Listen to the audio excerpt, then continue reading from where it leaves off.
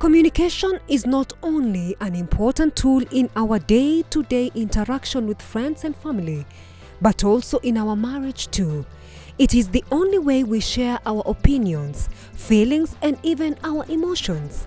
Stay tuned as Dr. Njeriga Shohi takes us through effective communication in marriage in today's episode. We are going to learn now, how do we communicate effectively? We say the 5 levels, but now how do we go to those levels? We must learn how to communicate. But again, also it's important to realize when we don't communicate well. So we start with the poor communicators. I will not call them bad. We just are a bit poor in our communication, which we can improve, or maybe below average. That would be better. I think when you tell a student you are poor, it's bad. But you can say below average. So a below average communication. Now we have 8 types of poor communicators or below average communicators. One of them is the one we call the loudspeaker. You know the loudspeaker? The people who just shout. If you have to say anything, you come, you enter, and you're shouting. Na hii kitu inafanya nini hapa? Na hii ng'ombe, you know, in fact, instead of just asking, na ng'ombe imekula, I'll just go and check. You start with a question, but you hear first the voice instead of the person, the loudspeaker. When it comes to talking, it's either one is shouting and the other one is trying to calm the other person down. The problem is when both of you are loudspeakers. So even the neighbors know when you are quarreling, even about salt. And soundproof. Others, sometimes in a nyamaza, you find somebody just talking another and all that and every other. So the loudspeaker, or we call the yeller. Anytime you are communicating and you realize somebody has started yelling, now that is the time to say, I think we are not communicating. Can we see whether we can? Don't say you, because if you say, I think you, now again, it's bad. Just say, I think we are not communicating. Can we first calm down and talk another time? Okay.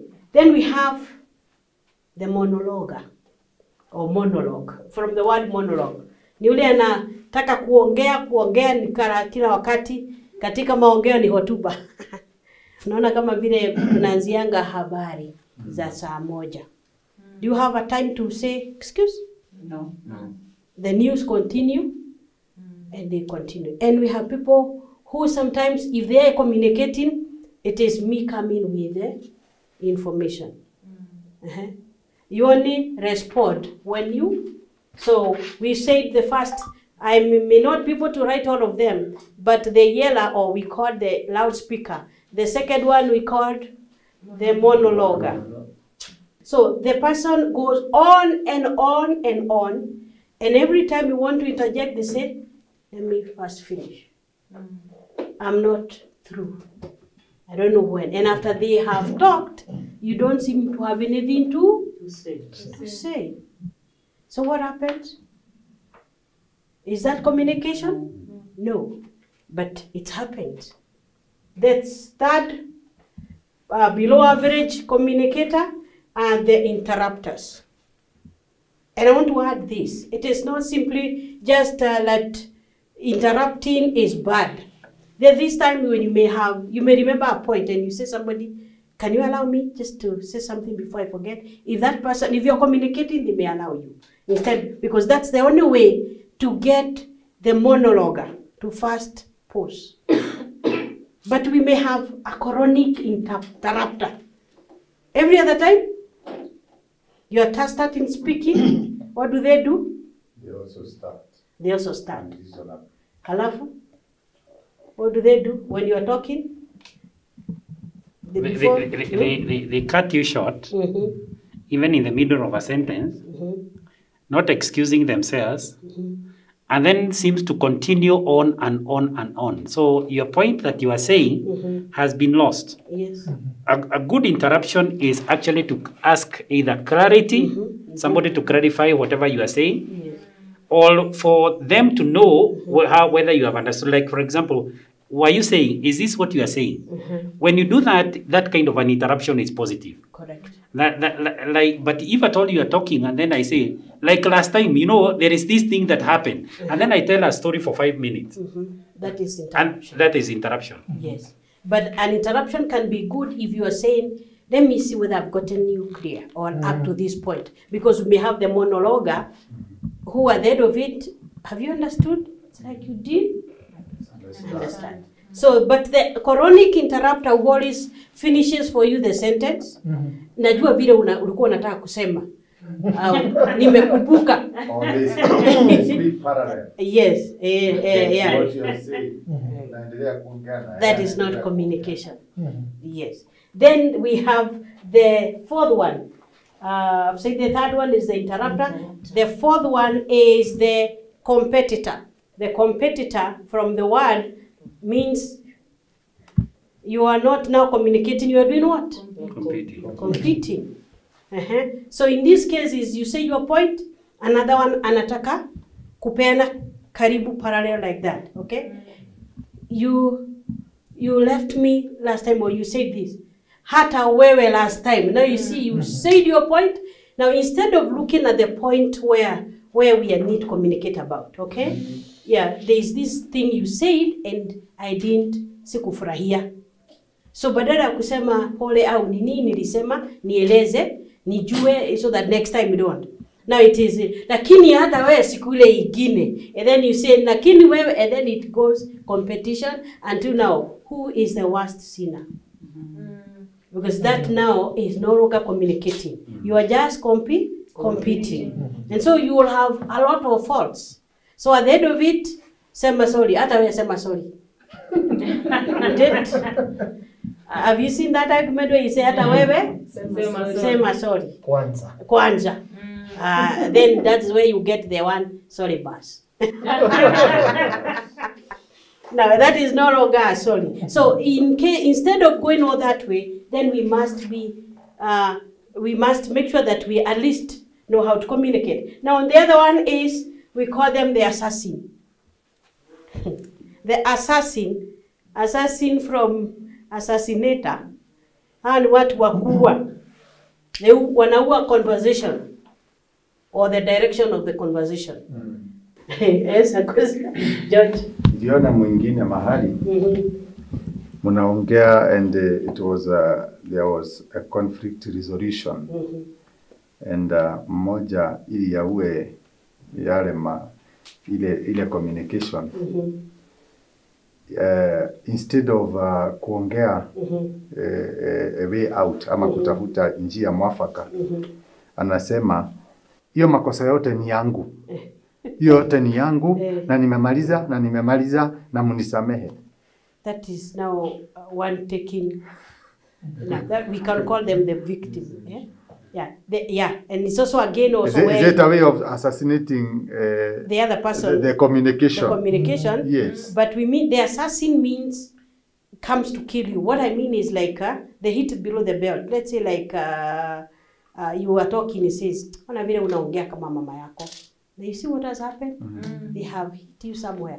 So what happens if you are talking a point, but then kuongea yale uliongea, unaanza sasa unaingiza mama yangu namna gani? And there is a way our mothers are attached. For men, kuna kitu inaamukaga. Hata hiyo you can slap. You know why you bring my mother here? The issue is this: you assassinate somebody when you hit below. Now you go to the person, the personality. It's not the issue now. I attack you. That's we call the assassin. And you sasa unaongea namna gani ona? And then they can say sasa si nyamaze.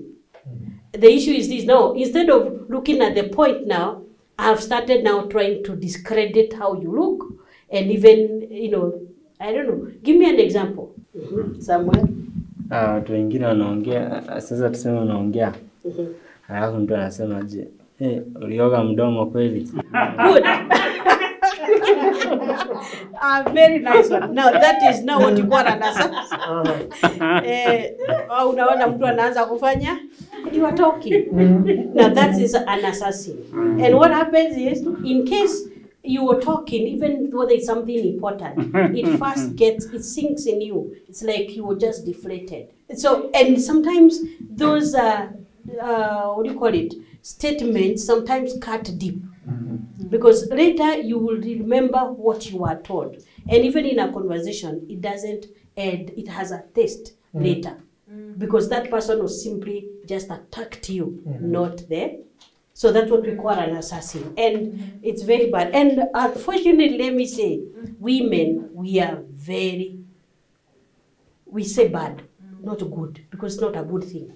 Women are bad at this. Assassination.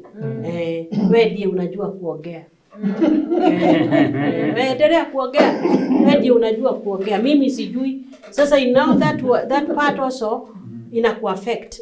Even before inasema, that's what we are saying. I was saying. Unasemaje? Hata unaweza na hotuba. Okay. So hiyo ni kuongea. That's an assassin.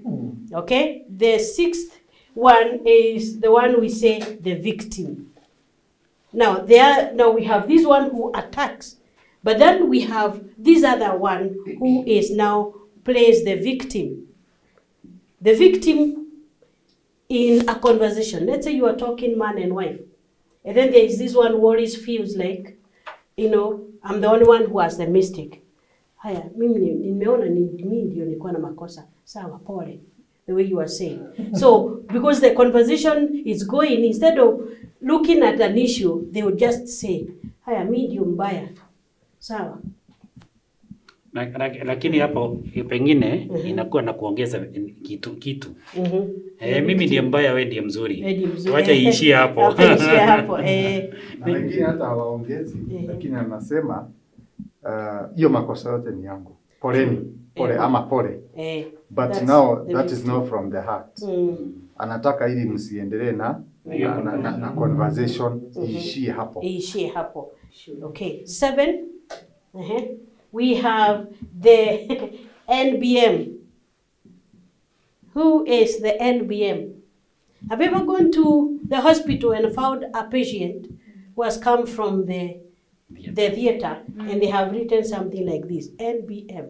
Kneel by mouth. Correct. Now, this is the kneel by mouth, communicator. What happened? They give one another silent treatment. How is Yongea? Okay, there is the monologue, yes, but you find somebody, you are talking to somebody and cannot even answer. Does not, how are you? Mzuri. Uko sawa? Kuchakula iko tayari? Watoto walikula? Everything is Lakini mwalimu, I'm thinking kneel by mouth. Me naona sometimes is usually good because it brings peace. Peace? What type of peace? Because kama utaki maneno. For that time, if it is that somebody is yelling and you don't want to, or you feel like if I talked, I'm going to make things worse. Silence is important. But you cannot use it as a weapon. That every other time you are angry, but somebody is asking you, kuna shida? Even that one, it's not kneel. Lakini kuna hii ya kwamba hatuongeleshani. And then people probably, if at all they have children, they talk through their children. Enda ambia baba yako. Enda ambia mama yako. Na maybe the papa who is supposed to be told is just sit next. Ambia baba yako hivi na hivi. Ambia mama yako. Ama pengine kuandika kanut, have left. Lakini hakuna kuongea. Hata wakati umepata patient ameandikiwa na kneel by mouth, it is temporary. Ni wakati huo kwa sababu hawezi kuwa na weka chakula ndani. But the communication should not just be one person is talking or they are not talking at all. Because that's why we'll be looking at how to effectively communicate. There we have the statue. So what does that mean to be a statue communicator? You know what? To help me. I think a statue communicator is when someone is asking you, nguo yangu iko wapi? You're not responding. No, statue means even when you want to be affectionate to somebody, unaguza, ni kama umeguza bao. Unaguza hata mtu arespond anasema acha kunisubua. And sometimes you just want to show your affection. Statue has to do with emotions. Okay? The responding, whichever way you show that, because if I am coming and hata nikistua statue hapa, hakuna vile itafanya. The same way, there is a way we can communicate and as we can show. And when you are true, when you are statue communicator, there is no way you can go to the fourth level, emotions. Because you must be able to respond to the other person. Feel them. As they say their feelings, then you can. So the statue kills, because next time you won't tell them what you felt, because even from their face and how they feel, they don't feel like they understood you and what you went through. So you stop at the third level, just giving your opinion, ideas, facts, information, but you don't go to the emotional level, because the statue never shows any response. I pray that we become not above average. Now we have learned the poor or the below average communicators. Now we'll look at next time how to communicate now at above average to the very good, excellent level. See you next time. Proverbs 15 verse 1. A gentle answer turns away wrath, but a harsh word stirs up anger.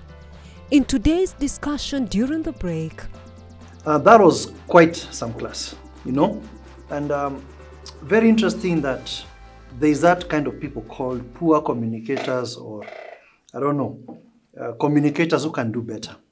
And I was just reflecting as Mwalimu continued. There have been some of those at different points in my marriage. And I was just thinking that it does actually occur oftentimes when we have a conflict.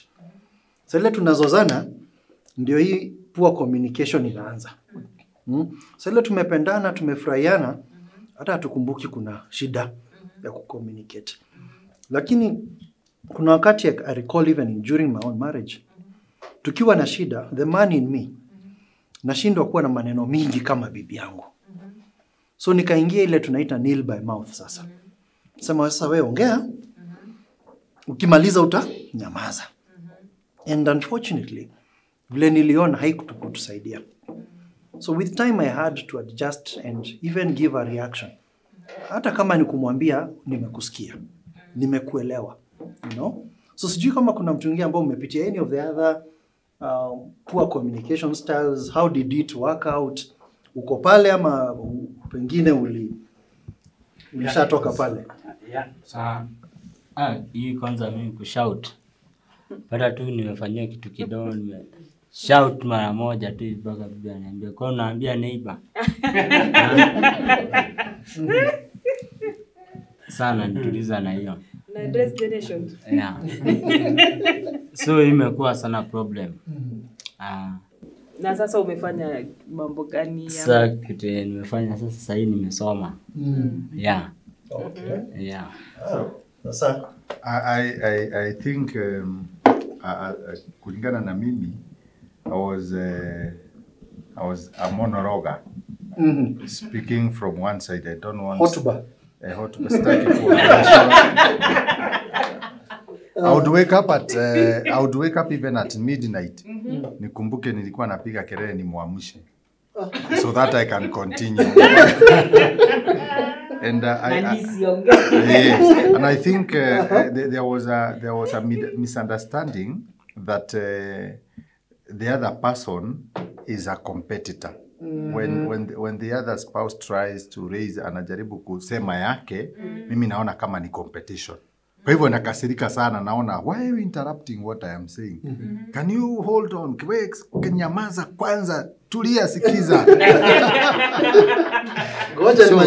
So it is a challenge actually, because you can be a monologue, but in real sense you think that the other person is becoming competitive.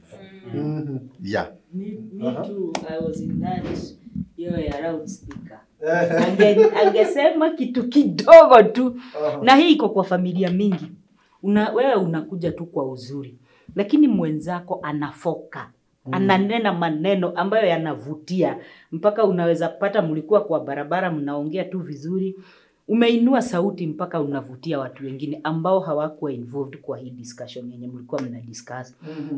Unapata ya kwamba inafika mahali na hizi poor communication huwa zinaambatana. Unapata hii ndio ilete ile. Hii ndio unapata mtu mwenye ana shout anaenda mpaka anafanya hii ya lazima ana shout, unalete mpaka kwa huyu mwenye anaamua sasa wacha ninyamaze nione utaongea mpaka wapi. Yes, kwa sababu wewe kazi yako ni kushout na mimi wacha ninyamaze nione utafika utamaliza lini. Na huyu wa hotuba na mwenzake anaamua na mimi wacha ninyamaze nione hiyo hotuba yako itafika wapi. Unapata ya kwamba hamjengi hamuendi mahali kwa sababu miscommunication. Na nafikiri there is something ambayo Moses hapa alisema. Akasema ya kwamba iko poor communication, most of them zinakuja wakati kuna conflict. Kuna mzozano katika jamii. Na wakati kuna mzozano katika jamii, hiyo inaonyesha ya kwamba your emotional distance is very wide. Sijui kama unaona kama hiyo ya shouting, unashauti na yule mtu ambaye unashautia ako hapa. Hiyo ni kuonyesha emotional distance. Wakati mwingine especially wakati mko na sawa na you very very close na mnapendana, you find yourself whispering and the other person is hearing, even when they are whatever. You can even be seated, say for example in church together. Hata wakati huu wa COVID, mtu ako pale na mwingine ako hapa, lakini in the midst of the worship the other person whispers, I love you. Na yule mwingine anasikia. Unasikia? Hata wengine hawajasikia lakini yeye amesikia because your emotional distance is very close. That tells us that at the time kwa nini wewe huwa unajikuta ya kwamba unaongea kwa whispers and yet sio ati kwa sababu mtu wako karibu, ni kwa sababu your emotional distance is very narrow. And that's very true kwa sababu wakati huo ni wakati tulikuwa na conflict na my husband, but wakati tulikuja tukisomana tukaketi chini tukaulizana how can we solve this. Tuache hii mambo ya kuwa ati kila wakati tuna conflict tunapigiana kelele, I'm shouting ninakushautia na wewe ukianza hotuba ni mpaka asubuhi, tuifanyie nini?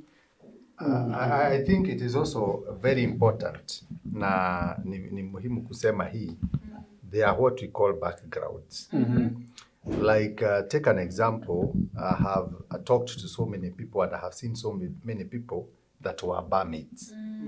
Na unapata ya kwamba kwa bar, kwa the barmaids, the only defense mechanism they use is shouting. So that they can keep away these men. Wasije wakawakaribia na kufanya nini. Sasa huyo dada ameokoka na ameolewa. Unajua sasa kile anajua the only defense mechanism kwa damu yake ni kwamba mwanaume ukiona kama kuna kitu hakaendi sawa, anataka kushautiwa to keep them off. So it is good to understand where does huyu mtu wangu ametoka wapi? That background ametoka kwa setup inakaa namna gani? Kwa sababu hiyo itatusaidia pia because kumuelewa vizuri ili tuweze kusaidiana, because we said that we want to make things right. Na unapata sorry, I thought Pastor, one of the backgrounds also pia sio tu ile kazi ambao walikuwa wakifanya kabla muane, lakini pia ile jamii alitoka. Ikiwa communication kwa hiyo jamii ilikuwa kushout at one another. Like mimi nilikuwa ninajikuta na kwa hiyo sana. Kwa sababu mimi nikikuwa ilikuwa tu hiyo shouting it was so common ya kwamba wewe kuja wewe, you know, that kind of shouting. Kwa hivyo kitu kingine ni ya kwamba hata hiyo background ya kwamba kwenu mzee alikuwa anakohoa, kila mtu anafanya, you know, it creates fear. So wewe ukiwa mwanaume na unataka ya kwamba ile nini jamii unajenga, hata unakohoa kila mtu anaskata.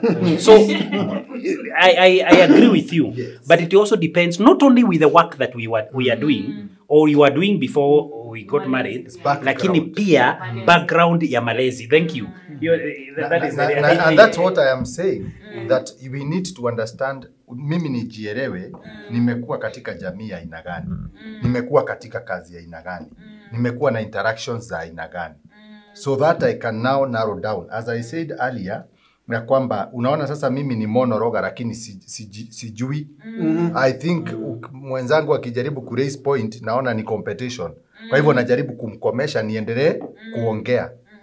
But once I look at this closely, wakati nilijijua nikajua kumbe si lazima niseme, kumbe si lazima itoke kwangu, si lazima niwe mimi ndiye, si lazima niwe ni mimi. So you start working on it from that ground, from the genesis, so that you can come now to effective communication. So what I'm saying is there's a few things we have all admitted, tumekubali, tumepitia yale. We've all been poor communicators at some point, but there's a turning point. Ambayo ni kujielewa na pia kujiuliza, kwa sababu mimi sasa nimeamua kuwa monologa ama yela, inanisaidia aje? Inasaidia ndoa yetu aje? Kama haitufaidi, nafaa nibadilike aje? Na pia kuna ile nafasi ya kumuelewa mwenzako. Pengine hajielewi. Yes. Yeye ni monologa, yeye ni yela, lakini hajielewi. Even ndivyo background yake iko, malezi yake, si ndio? Kwa hivyo nimefurahia hilo somo. Na sijui kwa kuna mchango mwingine. Kitu ambacho nafikiria ni kwamba katika yote ambayo tumeongea ni kwamba lazima ujijue ndio umjue mwenzako. Ukijijua utajua mwenzako. Na wakati mwenzako ambapo utamjua itakusaidia katika nini? Mimi naweza sema katika hiyo nili by mouth I was very good at it. I was once called a tortoise. Sababu my wife na wakati amekasirika awe yela, na mimi narudisha kichwa wapi? Ndani. To get the notes of today's lesson, visit www.mbcimedia.com/TMC. Catch the repeat of the marriage classroom every Tuesday at 10 p.m.